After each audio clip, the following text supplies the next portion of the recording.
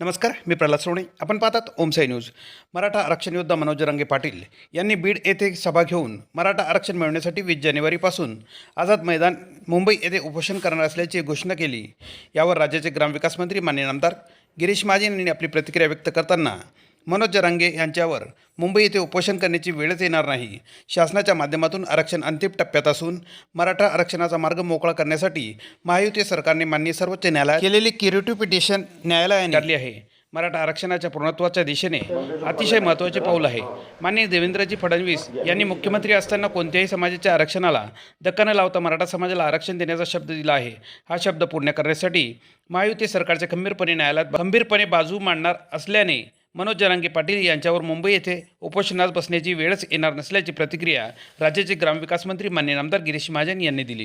काय सांगाल, मनोज जरांगेंनी आज इशारा सभा घेतली, सरकारला इशारा दिला आहे, पुन्हा एकदा अल्टिमेटम जर आरक्षण मिळालं नाही तर 20 जानेवारीला मुंबईमध्ये आझाद मैदानावरती ते पुन्हा उपोषण करणार. मनोज जरांगे पाटलांनी 20 तारखेचा अल्टिमेटम आज दिलेला आहे. पण मी आपल्याला सांगू इच्छितो की मनोज जरांगे पाटलांवर ही वेळ त्या ठिकाणी बसायची येणारच नाही. मुंबईला येण्याची वेळच येणार नाही. कारण आपण आज बघितलं असेल की माननीय सर्वोच्च न्यायालयाने या ठिकाणी क्युरेटिव्ह पिटिशनवर निर्णय दिलेला आहे. म्हणजे त्यांनी आपल्याला एक विंडो ओपन केलेली आहे आणि ते आपल्याला 24 जानेवारीला ऐकून घेणार आहेत. 24 जानेवारीला ऐकून घेत आहेत. थोडा वेळ आहे, उशीर आहे, हे खरं आहे. परंतु त्या ठिकाणी आता आपल्याला अतिशय ही आपल्यासाठी जमेची बाजू आहे, अतिशय पॉझिटिव्ह बाजू आहे.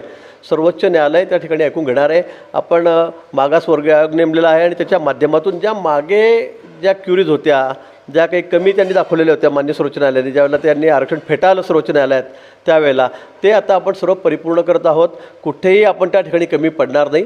आणि नंतर हे क्युरेटिव्ह पिटिशन ऐकल्यावर आपल्याला 100% आरक्षण हे या ठिकाणी मिळणारच आहे. मी आपल्याला सांगतो, दाव्याने सांगतो. आणि म्हणून मला असं वाटतं की जरांगे पाटलांवर त्या ठिकाणी उपोषणाला बसण्याची वेळ येणार नाही. शासनाची भूमिका हीच आहे की आता जरांगे पाटील साहेब जे म्हणत आहेत की आईचं नाव लावावं, याचं पण हे सगळं कदापि शक्य नाही. मी काल त्यांच्यासमोर इथे गेलं, परवा त्या दिवशी सांगितलं की अशी पद्धत आपल्याकडे पितृसत्ताक पद्धत आहे आणि म्हणून वडिलांचीच जात लावलं जातं, वडिलांचंच लावलं जातं आणि म्हणून हे कदापि शक्य होणार नाही.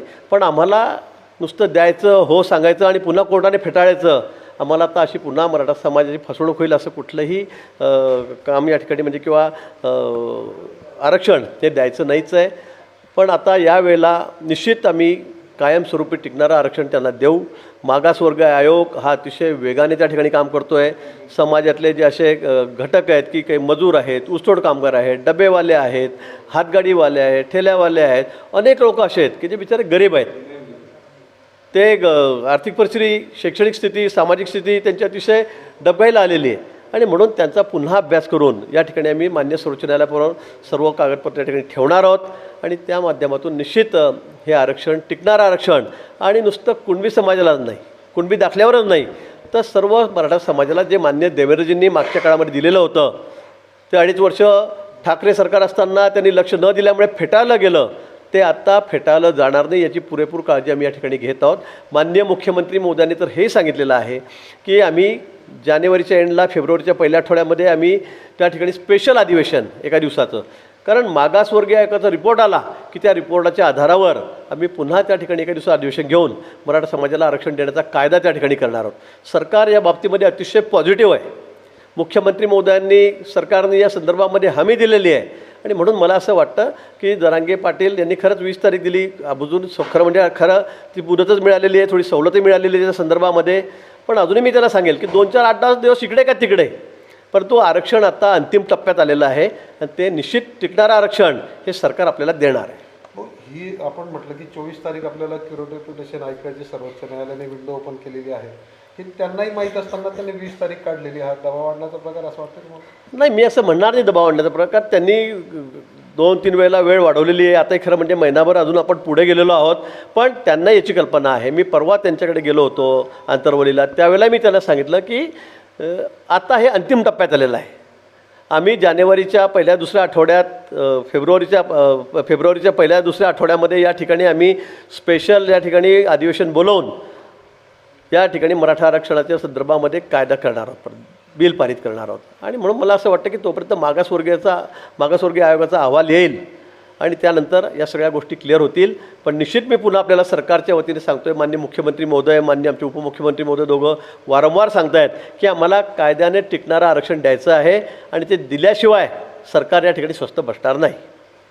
हो, या सगळ्या प्रकरणामध्ये वारंवार मुदत दिल्या गेल्या तरी सुद्धा सरकार गंभीर नाही असं त्यांनी आरोप केलेला आहे. तुम्ही म्हणताय सरकार गंभीर आहे आणि यापुढे आता कोणती मुदत किंवा मला वाटतं या सगळ्या आंदोलनाचा अर्ध यश कशामध्ये आलं समजलं का तुम्हाला, की हे क्युरेटिव्ह पिटिशनमध्ये आज सुप्रीम कोर्टाने आम्हाला त्या ठिकाणी 24 जानेवारी त्या ठिकाणी तारीख दिलेली आहे. 50% आपण आता या ठिकाणी जिंकलेलो आहोत आणि 50% कसं आपली पुढे 60% आपण जिंकलेलो आहोत. खरं म्हणजे अगं हे फेटायला गेलं असतं तर आमच्या पुढे फार पर्याय कमी होता, परंतु आज सुप्रीम कोर्टाने स्वीकारल्यामुळे आता आमच्या पुढे सगळे ऑप्शन त्या ठिकाणी तयार आहेत.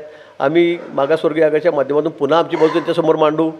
सर्व मराठा समाज हा शैक्षणिकदृष्ट्या, सामाजिकदृष्ट्या, शैक्षणिकदृष्ट्या मागासलेला कसा आहे हे अतिशय पुरेपूर आम्ही कोर्टाला पटवून देऊ, अगदी आकडेवारीमध्ये पटवून देऊ. आणि म्हणून मला असं वाटतं की त्या माध्यमातून आपल्याला हे आरक्षण मिळेलच. आणि त्याचबरोबर दुसरीसुद्धा एक विंडो आहे की त्यातून आम्ही कायदा करणार आहोत. मागासवर्गीय आयोगाचा रिपोर्ट आल्यावर आम्ही कायदा करून मराठा समाजाला पुन्हा त्या ठिकाणी आरक्षणाच्या संदर्भामध्ये ही पुढे पाऊल टाकणार आहोत. आज तुमचं फोनवरती त्यांच्याशी बोलणं झालं होतं सकाळी, त्यावेळेला काय चर्चा झाली? नाही, मी त्यांचं म्हणणं होतं की बा आईला सोयऱ्यांना ते द्यावं, पण मी परवाही त्यांच्यासमोर सांगितलं की हे आपल्याकडे ही पद्धत नाही आहे, हा कायदा आपल्याकडे नाही आहे, नियम नाही आहे आणि देशामध्ये बहुतांश ठिकाणी हा कायदा नाही आहे. पितृसत्ताक पद्धती आपल्याकडे, त्यामुळे वडिलांचंच नाव लावलं जातं आणि वडिलांचीच जात त्या ठिकाणी लावली जाते. आणि म्हणून तुम्ही हा आग्रह धरू नका. पण मी त्यांना हेही सांगितलं की महिना दीड महिनाच वाट बघा, आपल्याला अपेक्षित आहे तसंच होईल, त्यापेक्षासुद्धा चांगलं होईल. कारण आपण संपूर्ण मराठा समाजाला आरक्षण देणार आहोत. आपण नुसतं कुणबी दाखले काढा आणि आरक्षण घ्या असं नाही. तर मागच्या वेळी देवेंद्रजींनी ज्या पद्धतीने आरक्षण दिलं होतं, म्हणजे सार्वत्रिक या ठिकाणी आरक्षण दिलेलं होतं संपूर्ण मराठा समाजाला, तेच क्युरेटिव्ह पिटिशन आपण त्या ठिकाणी दाखल करून त्याला पुढे आपली बाजू सक्षमपणे मांडून त्या ठिकाणी आरक्षण घेणार आहोत.